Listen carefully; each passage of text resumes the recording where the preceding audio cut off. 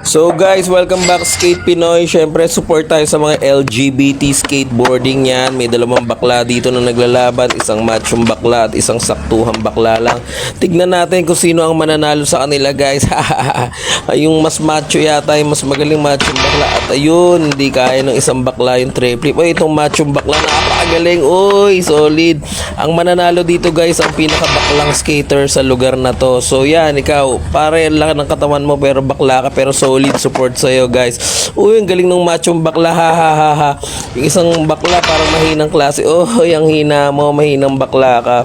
Uy pare, kaya mo pa ba? Dalawang bakla, baka mag-tupaan kayo, baka mag-tupaan.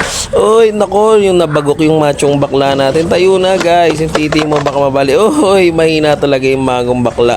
So, ang mananalo dito guys, bawal mag-tupaan sila. Pero bawal mag-tupaan guys, ha? Bawal yung mga bastos na gano'n. Kaya support tayo palagi sa mga LGBT. Skater din sila, tao din sila guys. So, love and support para sa LGBT skaters. Love you guys.